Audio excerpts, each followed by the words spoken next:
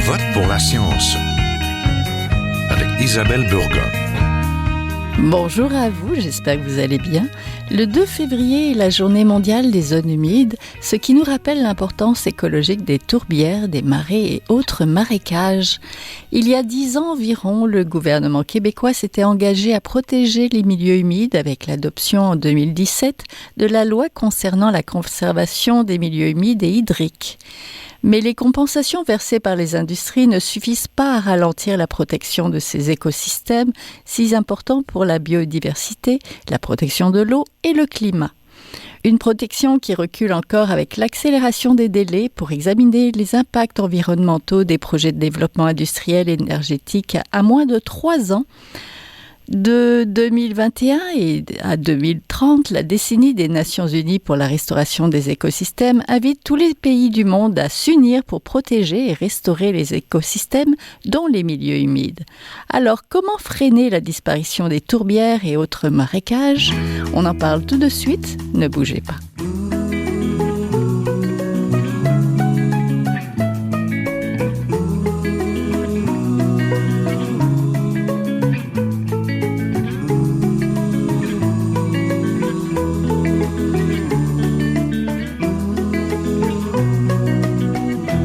À Je vote pour la science, nous vous parlons des milieux humides québécois, des tourbières aux étangs et de l'importance de les protéger, mais aussi de les restaurer.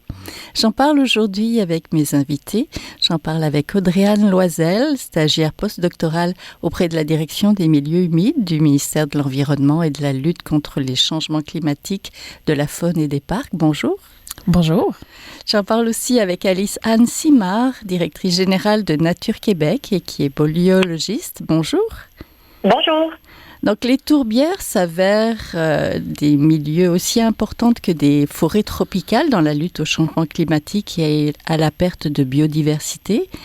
Mais les milieux humides au Québec manquent d'amour, de préservation et de restauration.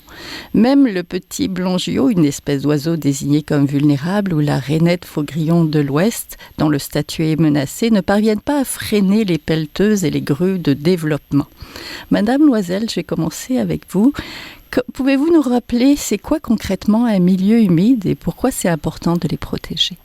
Oui, en fait, le terme milieu humide, ça englobe une vaste gamme d'écosystèmes. Donc, on va souvent entendre monsieur, madame, tout le monde parler de swamp. Donc, ça, c'est un terme spécifique qui réfère à un type de milieu humide. Vous avez mentionné des tourbières ou des étangs, c'en est d'autres types. Donc, les milieux humides, ça rassemble les écosystèmes où il y a de l'eau suffisamment longtemps pour influencer le sol et les plantes. Donc, c'est pas parce qu'il n'y a pas d'eau dans un écosystème que je suis pas dans un milieu humide. Ça, c'est important de le préciser. Et les milieux humides, ça rassemble les étangs, les marais, les marécages, les tourbières essentiellement. C'est les grands types de milieux humides qu'on a au Québec.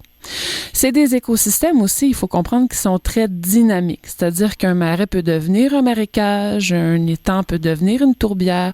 Donc, ils vont bouger, se transformer. Leurs limites vont aussi se modifier dans le temps. Ils sont flous. C'est ça. C'est ça qui les rend un peu cryptiques et méconnus. C'est que c'est pas aussi simple à identifier qu'une forêt ou un lac. C'est le melting pot de ce qui se passe entre les deux, souvent. Pourquoi c'est important? C'est justement des beaux endroits mélangés et mixtes. Bien, ça, c'est un exemple. La beauté, donc l'esthétisme, ça fait partie de ce qu'on appelle les services écologiques. Les services écologiques, c'est les bénéfices que les humains retirent de la nature. Des fois, on va parler aussi de fonction écologique, qui est vraiment ce qu'un écosystème peut accomplir. Quand on parle de services, bien, c'est ce qui est bien pour nous, les humains. Et les milieux humides, c'est les champions en termes de quantité et de diversité de services qu'ils vont nous offrir. Ce qui est le plus connu, je dirais, vous en avez parlé, c'est la régulation du climat. Donc, ça va nous protéger contre les aléas des changements climatiques de plusieurs façons. Ça va stocker du carbone, donc du CO2, qui contribue au réchauffement climatique. Donc, de les conserver, de ne pas les détruire et de les entretenir, bien, ça permet de limiter les impacts des changements climatiques, mais ça va aussi nous protéger contre les changements au niveau de l'hydrologie qui peuvent survenir. On le voit, là, nos saisons changent, l'hydrologie change, on a de plus en plus d'inondations, de l'irrégularité dans l'hydrologie, et les milieux humides vont servir justement à régulariser les flux d'eau. Donc, en période de sécheresse, ils vont nous aider à garder de l'eau et à la relâcher tranquillement dans le territoire pour éviter une trop grande sécheresse. Et au contraire, quand il y a trop de pluie ou quand la neige fond, ils vont retenir l'eau. Ils vont aussi en améliorer la qualité. Donc, les plantes et les micro-organismes dans les milieux humides font office d'espèces d'usines d'épuration des eaux naturelles. Donc, ils nous rendent ce service-là de nettoyage de l'eau, d'épuration de l'eau gratuitement. C'est, je dirais, les services qui sont les plus connus. Là, après ça, on peut parler de récréation, d'esthétisme, de support à la biodiversité. Il y a énormément d'espèces d'oiseaux, de mammifères, de plantes, etc., qui vont utiliser les milieux humides soit pour y vivre, s'y nourrir ou s'y reproduire. Oui, c'est des services pour nous, mais c'est des services plus larges pour la nature aussi. Madame Simard, quelles conditions devraient être non négociables pour protéger ces milieux on pense surtout aux projets de construction, là. Comment on les protège? Oui, mais au Québec, en fait, depuis 2017, on a une loi, là, finalement, qui garantit, en principe, l'objectif de zéro perte nette. Ça veut dire de s'assurer que s'il y a une destruction de milieux humides, on vient la compenser, mais que à la base, on essaie d'éviter cette destruction-là ou de minimiser les impacts sur les milieux humides. On appelle ça la séquence éviter, minimiser, compenser. Donc, depuis 2017, on a cette loi-là, ce qui fait que, justement, un promoteur doit normalement prouver au ministère de l'Environnement qu'il a essayé à tout prix d'éviter la destruction d'un milieu humide, et qu'après ça, il a tout fait pour minimiser les impacts de son projet sur un milieu humide. Puis après ça, s'il n'a pas pu éviter cette destruction-là ou en minimiser les impacts, là, il doit payer finalement une compensation qui va dans un fonds. Et après ça, l'argent de ce fonds-là, normalement, est utilisé pour faire de la restauration de milieux humides ou créer de nouveaux milieux humides ailleurs pour compenser cette perte-là, ce qui fait que, donc, justement, dans un monde idéal, on se retrouve avec aucune perte nette de milieux humides parce que les milieux qu'on a perdus, on vient en restaurer d'autres ailleurs ou en créer d'autres ailleurs. Là, je dis toujours théoriquement, en principe, parce que dans les faits, cette loi-là, elle n'est pas suffisamment appliquée de façon suffisamment rigoureuse et le fonds non plus n'est pas utilisé de façon optimale, ce qui fait que qu'on observe au Québec, au contraire, c'est beaucoup de pertes nettes de milieux humides. Oui. Madame Loisel, je veux vous entendre aussi peut-être sur la loi concernant la conservation des milieux humides et hydriques qui a été adoptée en 2017. S'appuyer sur ce principe-là d'aucune perte nette des milieux humides, ça veut dire quoi? Et après 10 ans, où est-ce qu'on en est? C'est important aussi de rappeler que c'est une modification d'une loi qui existait déjà depuis quand même plusieurs années. Puis c'est vraiment ce qui a changé, c'est le zéro perte nette qu'on est venu ajouter. Qu'est-ce que ça veut dire? Je vous dirais que même au ministère, on est encore en réflexion. Donc, on arrive avec certaines directives pour mesurer ça. Ce qui est écrit dans la loi, c'est qu'on parle de zéro perte nette en termes de superficie et ou de fonction écologique. D'accord. Donc, on est venu dans la façon d'écrire la loi, s'offrir une certaine latitude dans comment est-ce qu'on veut calculer le zéro perte nette. Ça reste que calculer la superficie qui est restaurée ou qui est créée, c'est complexe. Parce que parfois, on va restaurer un milieu humide qui existe déjà. Est-ce que c'est un gain? Et si oui, en quelle proportion? Et il faut toujours comparer à ce qu'on avait. Oui. Le problème avec le système qu'on a en ce moment, c'est qu'il y a un détachement entre destructeurs-restaurateurs. C'est-à-dire que le promoteur, par exemple, qui va verser de l'argent dans le fonds, n'est pas responsable de proposer un projet de restauration ou de création.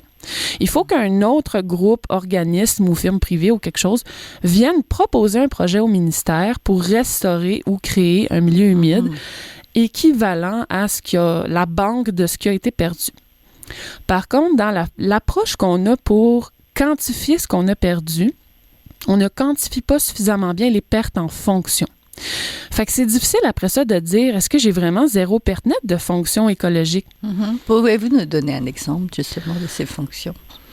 Par exemple, on parlait tantôt de dérégulation du climat, la fonction, c'est la séquestration du carbone. Fait que quand on détruit une tourbière, c'est un stock de CO2 qui est dans le sol. Qui est mesurable, finalement. Oui, qui est mesurable, mais qu'on relâche dans l'atmosphère. Par contre, on le mesure pas.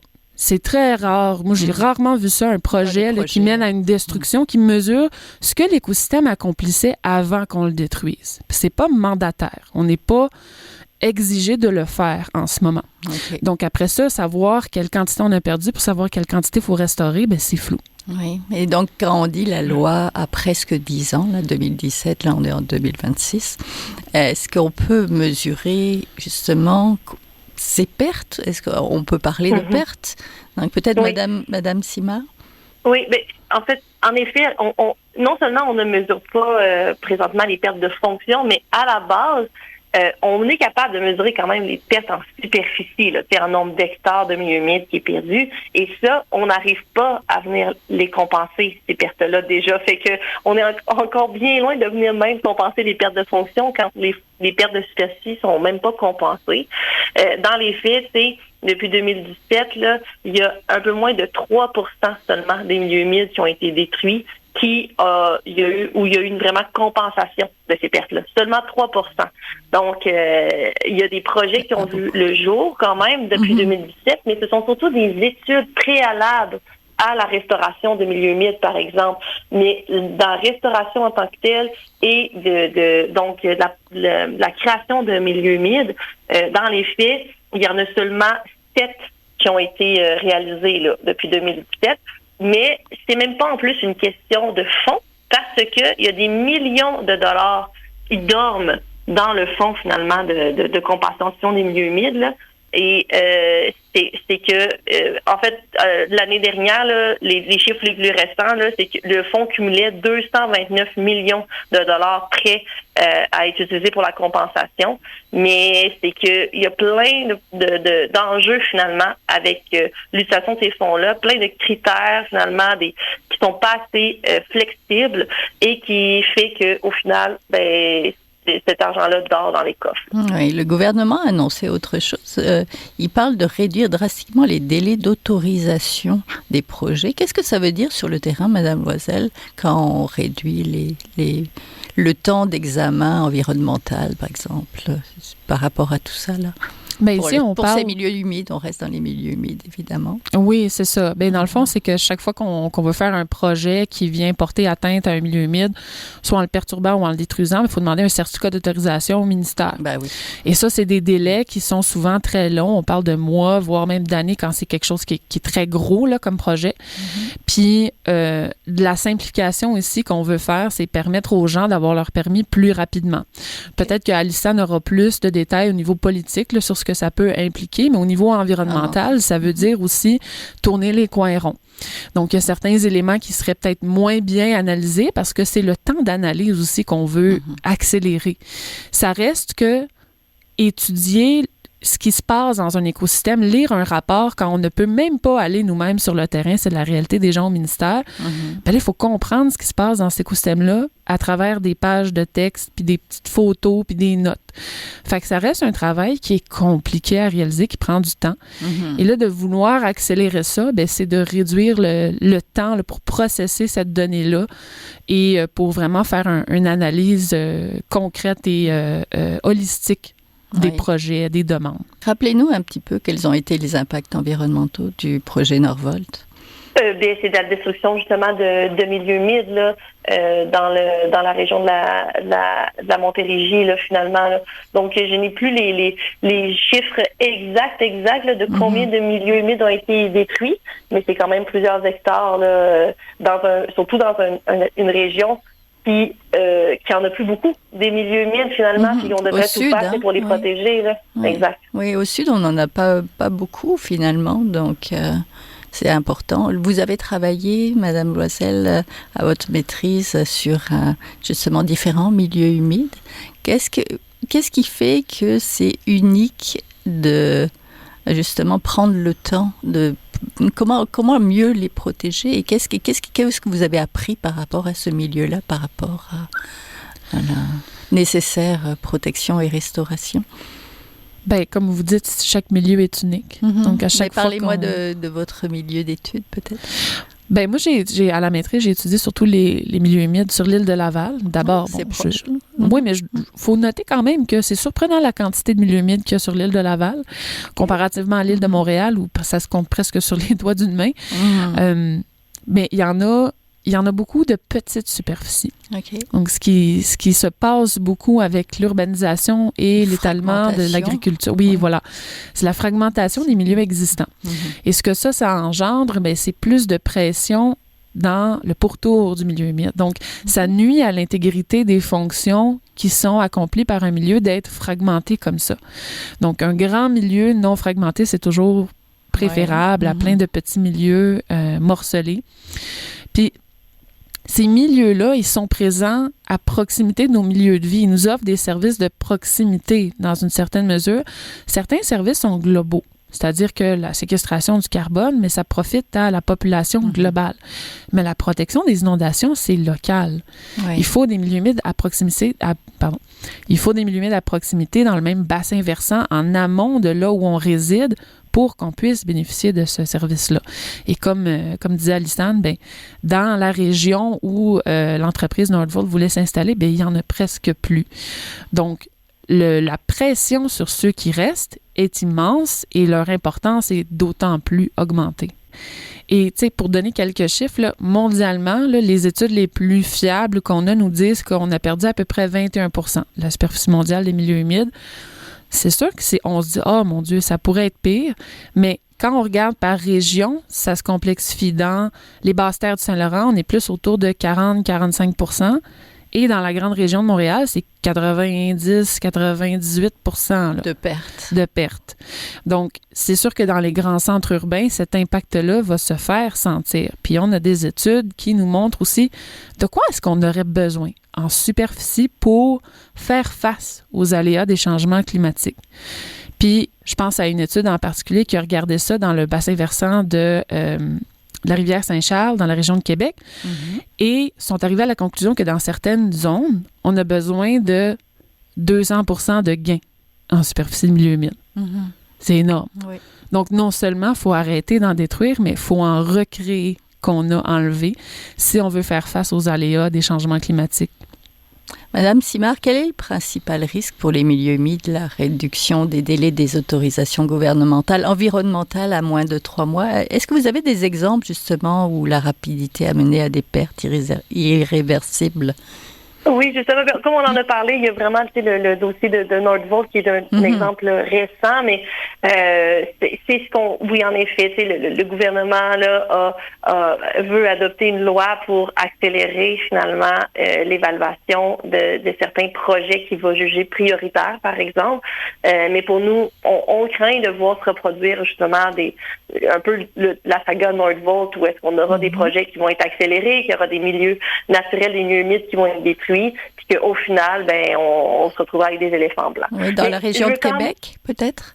Ça peut être dans la région de Québec, ça va être partout au Québec. Là. Au final, là, ces projets-là peuvent... pour l'instant, on ne sait pas quel projet pourrait être jugé prioritaire, mais une fois que la loi s'est adoptée, là, il y a certains des projets-là qui vont pouvoir l'être. Mais je veux quand même, avant qu'on quitte, quand même, pour moi, c'est important de parler de solutions aussi. Oui, on y va. C'est quand même décourageant là, de tout ce qu'on dit, mais pour moi, c'est important de dire aux gens qui nous écoutent qu'il y a quand même des solutions, puis il y a des choses qui peuvent être faites quand même pour régler les problèmes. Là. Il y a toutefois au Québec des initiatives dont une mobilisation pour la restauration des milieux humides à l'appel de Canard Illimité Canada qui réunit tous les volontaires, organismes porteurs de projets, propriétaires et même citoyens dans la sauvegarde de ces écosystèmes un peu plus mal aimés. Madame Loisel, que dit la recherche sur la capacité des milieux humides à se restaurer après la destruction? Bien, c'est sûr qu'il faut comparer ce qu'on appelle la restauration active et de la restauration passive. D'accord. La restauration passive, c'est qu'on va laisser l'écosystème revenir par lui-même. Donc, on va soit retirer une perturbation puis laisser les choses se faire par elles-mêmes. Ça va fonctionner dans des écosystèmes qui sont plus dynamiques. Par exemple, dans la plaine inondable du lac Saint-Pierre, vu qu'on a des écosystèmes dynamiques, on a une connectivité hydrologique. On a aussi une connectivité au niveau des semences qui vont arriver et qui vont permettre aux plantes de venir recoloniser un site où on aurait retiré de l'agriculture, par exemple. Oui. Mais dans certains écosystèmes, comme les tourbières, si on fait juste arrêter la perturbation comme l'extraction de la tourbe, ben, le retour ne se fera pas. Puis on a beaucoup de données d'études, c'est probablement les écosystèmes qu'on a le plus étudiés en restauration, les tourbières, qui nous disent qu'on a besoin de faire de la restauration active. Donc, c'est toujours un choix qu'on doit faire. Mais la restauration active, C'est pas simple. C'est une science qui est très complexe, qui est beaucoup plus avancée dans d'autres pays comme les États-Unis ou la France qu'au Canada ou au Québec. Donc, on peut étudier nos voisins dans d'autres pays pour voir comment ils ont fait, mais souvent, on constate par les méta-analyses que ça marche pas très bien. Non, on ne connaît pas tous les dessous de ces milieux. On connaît pas tous les dessous, mais aussi c'est qu'on se rend compte que ça prend extrêmement de temps. Donc, pour que les fonctions reviennent, on parle de... Ça peut prendre juste 5 ans comme ça peut prendre 100 ans avant qu'on rétablisse les fonctions des écosystèmes. Chaque fonction ne se restaure pas à la même vitesse non plus. Chaque composante de l'écosystème ne réagit pas de la même façon. Donc, c'est pas une science exacte. Il n'y a pas de livre de recettes sur comment on fait de la restauration. Ouais. C'est un rêve, une utopie qu'on aimerait avoir au Québec, là. Mais la réalité, c'est que c'est du cas par cas. On le disait tantôt, chaque milieu humide est unique, mais ça rend la tâche de restaurer puis de créer des milieux humides extrêmement complexes. Entendu. En mode solution, Madame Simard, qu'est-ce que vous auriez à rappeler aux décideurs à propos des milieux humides dans ce débat? Ça serait quoi? Est-ce qu'il faudrait... Oui, il faut vraiment donner plus de mordant à la loi. Là, on arrive bientôt à 10 ans là, depuis l'adoption de cette loi-là. Faut faire le constat que ça ne fonctionne pas, que ce qu'on voit sur le terrain, c'est une perte importante de milieux humides, que les fonds dédiés à la compensation ne sont pas utilisés adéquatement. Donc, à la base, il faut s'assurer que les promoteurs sont réellement obligés de respecter l'ordre éviter, minimiser, compenser. Il faut qu'il y ait des balises strictes et on pourrait avoir un fonctionnement où ce sont les promoteurs qui sont responsables de réaliser eux-mêmes les projets de compensation. C'est le cas, par exemple, là, pour la loi sur les pêches au fédéral. Mais on pourrait aussi, sinon, avoir, si c'est pas les promoteurs qui sont responsables de cette compensation-là, au moins venir alléger les critères pour permettre aux MRC, aux municipalités ou aux organismes de venir utiliser les fonds pour absolument trouver une façon d'accélérer finalement les projets de compensation. Mais avant tout, nous, à Nature-Québec, on est d'accord que la compensation, il faut absolument que ce soit le dernier recours et qu'il faut s'assurer avant tout que dans la loi, c'est bien inscrit, bien obligatoire, que on évite à tout prix la destruction des milieux humides, on minimise le plus possible les impacts aussi avant tout, parce que au final, tant que la destruction, ça reste l'option la plus simple, puis que la compensation, elle reste théorique, ben les milieux humides vont juste continuer de disparaître comme c'est le cas actuellement. Là. Oui, Madame Loisel, pourquoi les fonds ils s'accumulent dans les coffres? Bien, il y a plusieurs raisons. L'une d'entre elles, c'est la difficulté de trouver des experts en restauration. Vous avez parlé de Canard Illimité. Ben là, justement, le programme de mobilisation qu'ils ont lancé, c'est en partenariat avec le ministère. Puis le but, c'est d'outiller les gens pour qu'il y ait plus de gens qui soient outillés pour faire de la restauration. Je l'ai dit, c'est très complexe. Informés c'est une science. Aussi, ils ont des formations et tout ça. Oui, c'est ça. Puis ces formations-là ont été validées par des experts de toutes sortes de domaines parce que c'est une science multidisciplinaire, la restauration. Oui. Ça prend un biologiste, ça prend un aménagiste, ça prend un urbaniste, ça prend un hydrogéomorphologue, ça prend toutes sortes de gens pour réussir à faire des projets comme ça. Donc, c'est de trouver cette expertise-là qui est en train de se développer au Québec. Dans certains domaines, on est bon, comme les tourbières, pour certains types de marais aussi, on n'est pas pire, mais il y a d'autres écosystèmes pour lesquels c'est plus difficile. Le deuxième élément, c'est savoir où aller. On ne peut pas restaurer ni créer un milieu humide n'importe où. Non. Il faut que les conditions soient propices pour que l'eau s'accumule et modifie le sol et les plantes, comme je disais tantôt. Donc, c'est pas partout qu'on peut faire de la restauration et il faut le faire à des endroits stratégiques.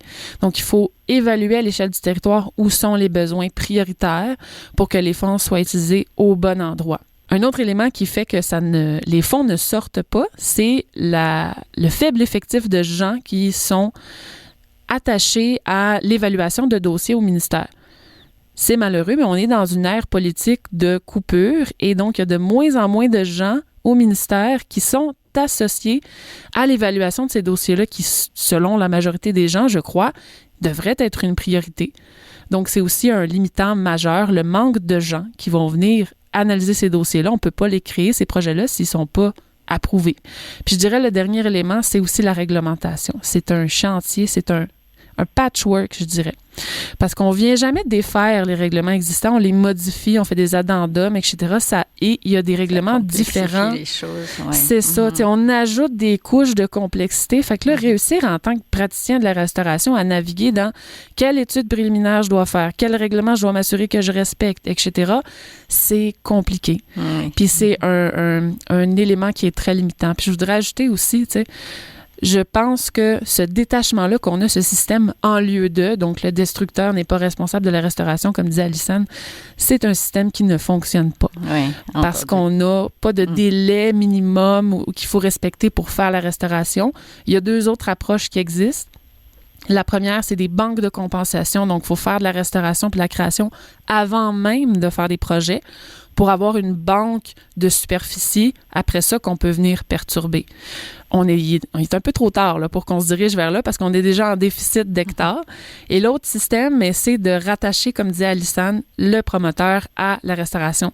C'est déjà possible, mais de façon volontaire. C'est-à-dire que la personne qui est responsable de destruction peut dire, ben moi, dans ma demande, j'ajoute une compensation intégrée.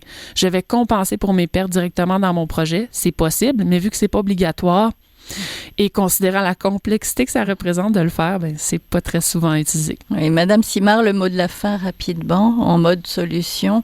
Est-ce qu'il y a une place pour les citoyens et les citoyennes aussi? Concrètement, qu'est-ce qu'on doit faire? Bien sûr, évidemment. Ben, déjà, des fois, il y a des citoyennes qui peuvent avoir des terrains avec des milieux humides dedans. Il y a toutes sortes de panoplies d'outils, finalement, de conservation en temps privé qui peut aider déjà. Pour monsieur, madame, tout le monde qui n'aurait pas de milieu humide, on peut quand même interpeller nos élus, que ce soit au niveau municipal, mais au niveau du gouvernement aussi, pour les inviter finalement à mettre en place des politiques de législation là, qui vont avoir plus de mordant, justement, qui vont nous aider vraiment à protéger les milieux humides, puis en parler autour de soi, tout simplement, là, vraiment, nous, ou soutenir des organisations là, qui travaillent sur ces dossiers-là, justement, puis se renseigner, justement, comme les gens le font en nous écoutant. Là. Oui, et puis y aller peut-être aussi, ne pas avoir peur de mettre ses pieds avec des bottes, bien sûr, au milieu des milieux humides. Il y a des endroits comme le lac Saint-Pierre, là où on peut aller sur les îles et visiter. Donc, je vous remercie beaucoup. On était en compagnie d'Alice-Anne Simard, directrice générale de Nature Québec, et d'Audrey-Anne Loisel, stagiaire postdoctorale auprès de la direction des milieux humides du ministère de l'Environnement, de la lutte contre les changements climatiques et de la faune et des parcs. Merci beaucoup. Merci à vous. Merci. Au revoir. Voilà, c'est tout pour aujourd'hui. Je vote pour la science est une production de Science Presse avec Radio VM. À la régie, Daniel Fortin. À la recherche, cette semaine, Fanny Robarcher. À la réalisation et le micro, Isabelle Burguin. Si vous avez aimé l'émission, partagez-la. Vous pouvez suivre aussi la page de Je vote pour la science sur le site de Science Presse. Je vous souhaite à tous et à toutes de passer une très très belle semaine à notre antenne. Jin Jiahua est un chercheur typique de ceux pour qui les progrès de la bioinformatique ont préséance sur le sens biologique et pour qui la grosse science...